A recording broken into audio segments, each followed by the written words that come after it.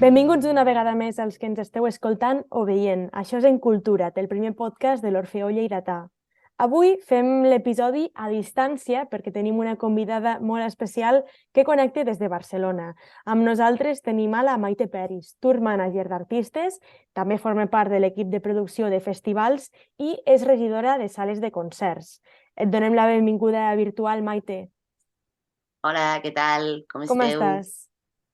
Doncs moltes gràcies per comptar amb mi. Molt contenta de que hagueu comptat amb mi. I tant, i tant. Això no ens ho podíem perdre perquè, com hem dit, treballes d'un munt de coses diferents, però sempre posada en el món de la música. Ens pots explicar una mica com t'hi vas endinsar?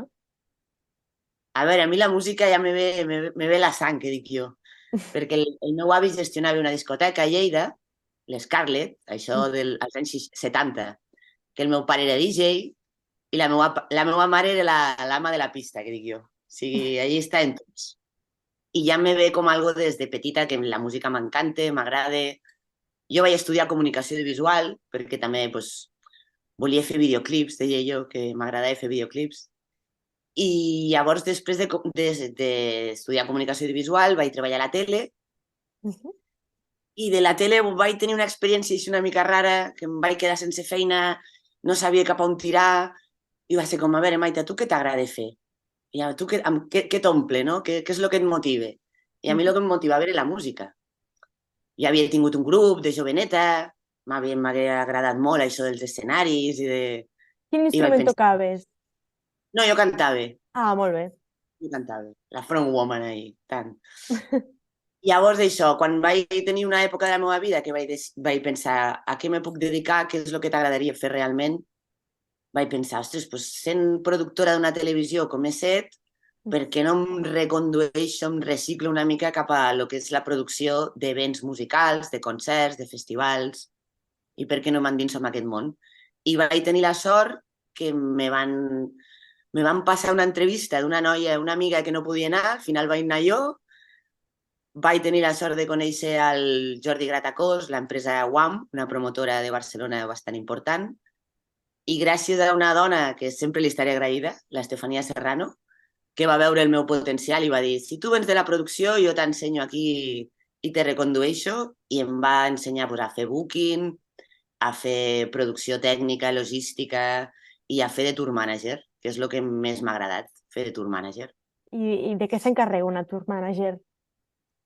De moltes coses. A veure, depèn de l'artista.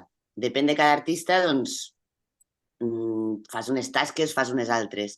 Però en principi és la persona que acompanya l'artista durant el que és el concert o la gira.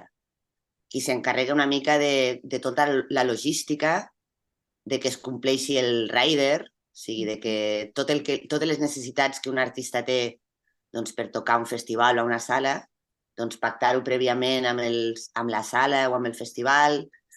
Què més? Organitzar els viatges, o sigui, que tant els equips tècnics com les persones arribin a aquest concert, quadrar els horaris, doncs mira, arribarem a tal hora, clar, la prova de so, a quina hora és, vale, doncs hem de sortir a tal hora, tema també doncs, d'àpats, o sigui, tot perquè és important, per tocar s'ha de menjar bé i I s'ha tant. d'estar fort, s'ha de dormir bé, també tema d'hotels, i tema també una mica del dia a dia del show, que seria més doncs, la relació amb si hi ha possibles col·laboradors, per exemple, actuacions d'altres artistes, què més? El control dels gastos. O sigui, és una mica tot el que l'embolcall, diguéssim, d'un concert, tots els detallets doncs, s'han de centralitzar en una persona que normalment és la tour manager, el tour manager. Una mica mujer orquestra, no? Mai millor dit, podríem dir. Sí. Bueno, jo dic que com que jo li poso molt carinyo, a vegades faig de tour manager, De tour perquè manager. els cuido molt, perquè és important cuidar-nos, perquè són moltes hores, és una feina dura. La gent se pensa que anar de gira és divertit, i sí que és divertit, però també és dur, i Ah, s'han de perquè tenir són molts dies fora de casa, no? són molts dies, són moltes hores a la carretera o en trens o amb avions, pensant que, vale, que avui estàs a Madrid però que potser demà has d'estar a la Corunya i potser demà passat has d'estar a València i com arribes de la Corunya a València. Ah. I Les tot persones l'equip a que t'has vegades, d'emportar. clar, sigui, el rider que tu tens, o sigui, les necessitats tècniques que tu tens, a vegades les pots demanar a la sala o al festival o a vegades les has de portar tu. Ja sigui equips a nivell de taules de so o a nivell de backline, de guitarres, bateria... Clar, tot això s'ha de desplaçar també d'una data a una altra. Això és la part logística que és bastant important, també. Perquè per molt que arribi un músic o un artista, si no arriba l'instrument o no arriba l'equip, tampoc hi ha show. O sigui... Clar, has de coordinar moltes coses i entenc que poden sortir molts obstacles, no? Perquè al final hi ha coses que les has de tenir controlades, però al final no depenen només de tu, depèn que l'altre també hagi entès amb el que havíeu quedat, no? Quins reptes o quins obstacles t'has anat trobant al llarg de la teva experiència? Clar, és molt important, per exemple, que quedi tot molt clar, o sigui, que hi hagi un molt bon rider, que quedi tot molt ben especificat, què és el que portem, què és el que demanem, què és el que podríem arribar a pactar, què és el que és absolutament necessari, que si el festival o la sala no el posa, doncs ho haurem de posar nosaltres, ho haurem de llogar, ho haurem de comprar, ho haurem de portar. Sí, això és important. Què més? Quins més obstacles? Tema horaris. Sempre doncs, a festivals te donen molt poquet marge, perquè clar, hi ha molts grups que han de tocar el mateix escenari i te donen doncs, només una hora de prova de so, ja, però és que jo necessito una hora de muntatge previ. Bueno, doncs hauràs de fer fora de l'escenari, vale? Doncs ens quadrem per poder fer això. Què més? Doncs sempre pot haver als aeroports retrasos, coses així que dius, uau, i ara com arribem? Doncs potser hem de canviar d'avió, potser hem d'anar a un altre aeroport i després anar per carretera. O sigui, coses que dius que realment a vegades fem Una mica de coses... malabars. Sí, una mica de malabars. I a veure què més te pots trobar, que te perdin coses, perquè tu pots facturar coses però també te les poden perdre. Clar. Que arribis i la meteo doncs, estigui en contra i dius, vale, estem aquí però hem de cancel·lar perquè no es pot. Sí, hi ha molts obstacles, moltes cosetes. Bé, tu has treballat amb artistes, per dir-ne només alguns, com Alif, Cora, La Élite, que era la Oz, també dèiem abans. En què diries que difereixen i en què s'assemblen els tours de cadascun d'aquests artistes? Mira, són 4 artistes que els hi tinc molt carinyo i que a part m'agrada molt treballar per aquestes persones perquè són gent que s'ha format, diguéssim, com no a les capitals, sinó una mica a la perifèria. O sigui, l'Ali des de Castelldefels, que era l'Au des de Santa Coloma, la Cora és de Terrassa, la Elit és de Tàrrega, que estic molt contenta de treballar per un grup que sigui de Lleida. Que, bueno, a Lleida hi ha molts grups, Renaldo i Clara també soc molt fan. Llavors, amb què es diferencien? Doncs, a veure, clar, cadascú és una proposta diferent i també són pressupostos diferents. També són equips que el tour party, que és les persones que viatgen amb un artista, doncs són diferents. Amb Alice doncs som gairebé a vegades som 14 persones. Amb Cora a vegades anàvem ella, la Berta i jo, o sigui, una música que és increïble. La Cora i jo anàvem les tres, allí venga, la Valenta. O sigui, és diferent. Doncs això, en funció de la formació, de l'equip, del pressupost que hi hagi, del concepte que es vol transmetre, és una mica tot plegat. Sí, hi ha una miqueta de... Inclús quan he estat girant amb artistes internacionals tops, tipus Arca, per exemple, doncs clar, això és un altre nivell ja també. Ja és otro... Però bueno, tot és... Li tinc tan carinyo com a algo que és com super artista top, que ho està petant a no sé quin festival, com algú que comence aquests nervis, aquest ajudar, aquest dir, pues mira, això normalment se fa així, però bueno, podem... Com te sents còmode fent això? O sigui, ajudar, diguéssim, a pujar des de l'inici a un artista també és molt bonic. Ara començo a entendre una mica el concepte aquest de tour manager que deies abans, perquè al final els veus créixer, no? Des de que acaben de pràcticament néixer fins que es fan grans i atreuen a molt públic, que això deu ser molt bonic. Clar, els projectes aquests que és això, artistes emergents que l'estàs acompanyant des del principi o artistes que ja portaven temps però que és la seva primera gira i que és com, uau, és bonic, és molt bonic, sí, sí.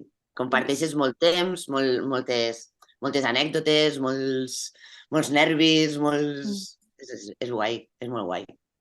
I com ho feu per planejar un tour amb un artista? És a dir, quins aspectes teniu en compte? A veure, primer s'ha de tenir en compte això, que teniu primer el que vols transmetre, la proposta, el concepte, Mm. després el pressupost que tens, una mica. Després Que has de potser tenir a un bon... vegades limite, no? Clar, si no, doncs clar, també se poden buscar sponsors, se pot buscar alguna mena de col·laboració. També és molt important tenir un rider molt ben definit. De dir, el rider és el document on tu demanes totes les necessitats, tant les necessitats tècniques com les d'hospitalitat.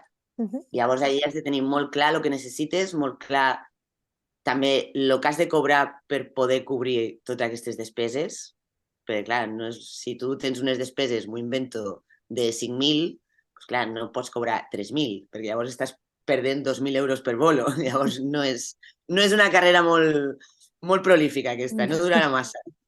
Llavors, totes aquestes coses s'han de tenir en compte. També sempre hi ha una reunió d'equip amb la part tècnica, o sigui, un tècnic de el que és la part so, el que és la part llums, el que és la part visual, el que és l'escenografia. S'han de fer assajos, s'han de fer posades en escena de lo que seria un show complet per a veure quins són les necessitats, què és el que... Pues mira, d'aquí anem una miqueta justos. Podríem fer...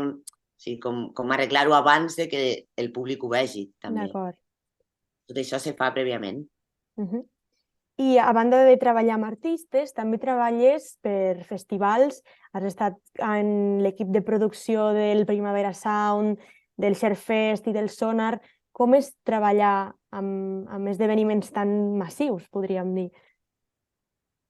A veure, jo a festivals, amb el que he treballat més temps és amb el Primavera, al Share també porto des dels inicis, al Sonar vaig entrar més tard, perquè el Sonar és pel meu cumpleaños, llavors no volia treballar mai. Però bueno, al final he caigut, són molt bona gent.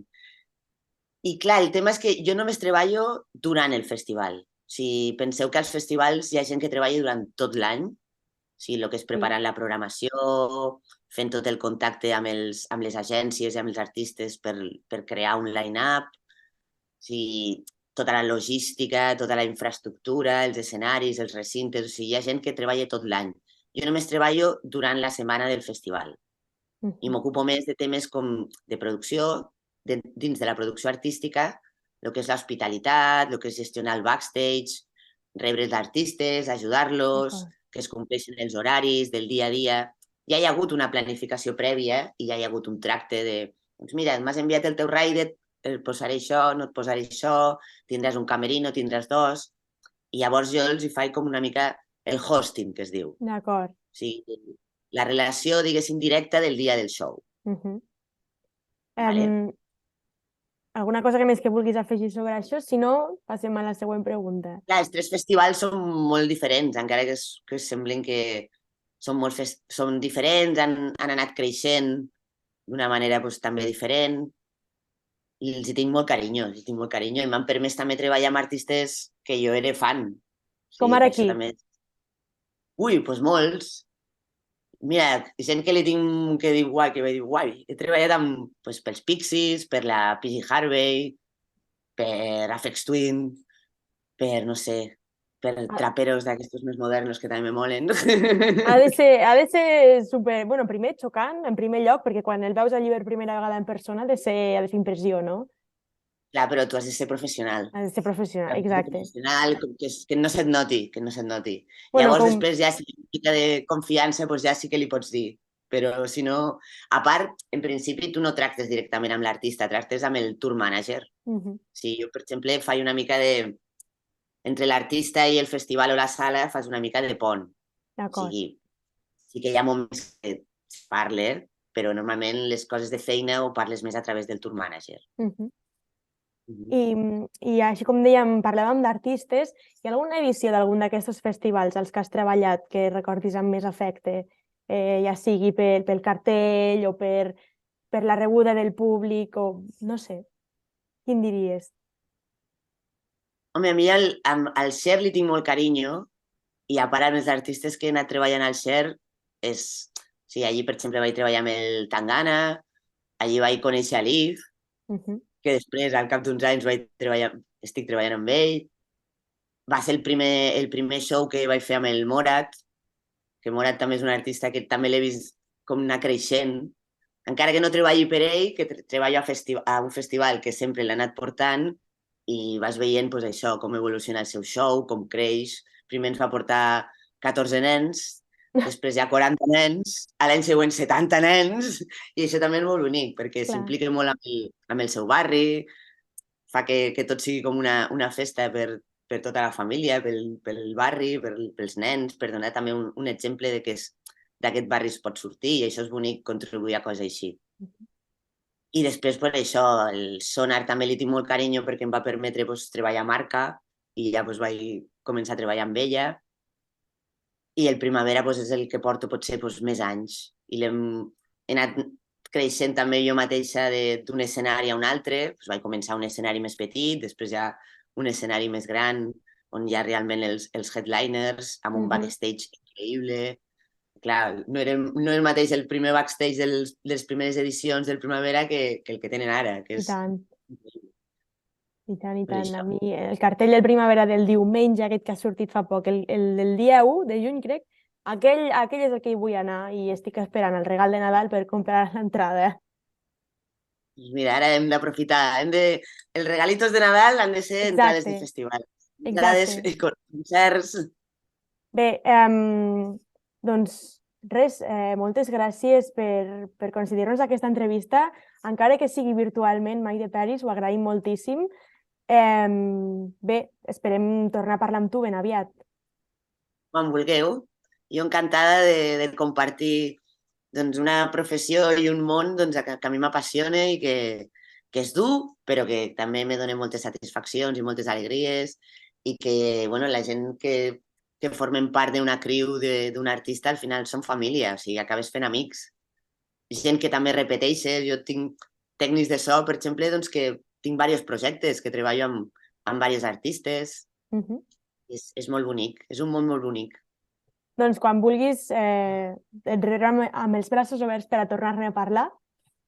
Quan vulgueu. I vosaltres, els que ens escolteu o veieu des de casa, ben aviat tornem aquí al YouTube i a l'Spotify de l'Orfeo amb més convidats i més música. Fins aviat!